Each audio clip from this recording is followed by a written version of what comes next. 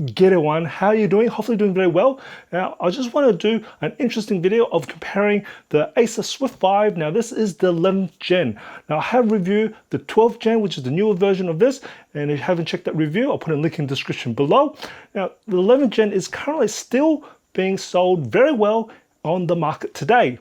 And I thought I might just do a comparison between the 11th gen and the 12th gen. Now, this is nearly a 2-year-old 11th gen Acer Swift 5, so we can actually also compare how the battery life is going after 2 years of service. Now, I'll also be comparing the temperatures, and I just want to do a quick tell the difference between the 11th gen and the 12th gen. Now, first difference is actually the chassis. Now, this chassis here is probably just aluminium, but it is just like the 12th gen has just nicest brush aluminium. You'll see it's like a gold brush one. Now, this 11th gen doesn't have that, so you get a little bit more premium feel from the 12th gen. Now, the second major difference of the 12th gen compared to 11th gen is the display. Now, the display on this is a 16:9, and it's a full HD display, whereas the 12th gen, you get a 16:10. So it's got bigger aspect ratio, and it's a Quad HD Plus. And it is a very nice display on the 12th gen. The third major difference is really the ports. The ports are very similar, but with the 12th gen Swift 5, it's got 2 Thunderbolt 4 ports, whereas the 11th gen, it's only got 1 Thunderbolt 4 port. But it does have this AC power port, which is now gone. I'm actually kind of glad with that.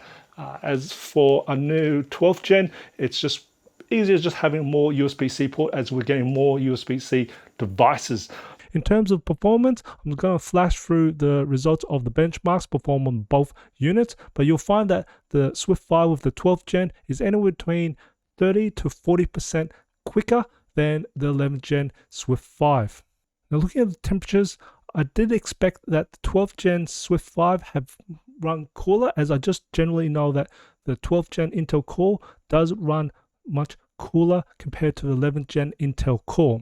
And that was the kind of results I actually did. I did take the temperature measurements at a higher ambient temperature of 26 degrees Celsius compared to the 18 degrees ambient temperature I took measurements for the 12th gen Swift 5.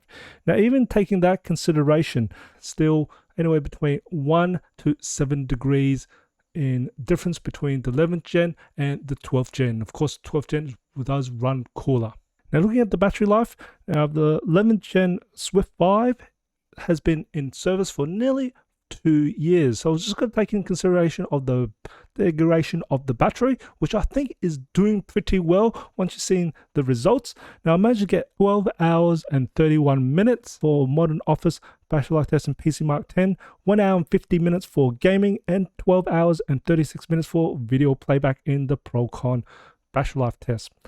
Comparing with the 12th gen Swift 5, this is a big surprising result, because even after 2 years of service for the 11th gen, it actually beated the battery life anywhere between 30 minutes to about an hour better than the 12th gen Swift 5. Now, the actual 12th gen Intel Core does have efficiency cores, and it's meant to actually save more power. So somehow the 11th gen Swift 5 does better in battery life. Now, it's really interesting to see the differences between the 11th gen and the 12th gen. Now, of course, the 12th gen will have much better performance. I'll say anywhere between 30 to 40% faster than the 11th gen. But what's very interesting to see is even after 2 years, it does have better battery life compared to the 12th gen. Interesting there. So it's around about an hour or half an hour more than the 12th gen.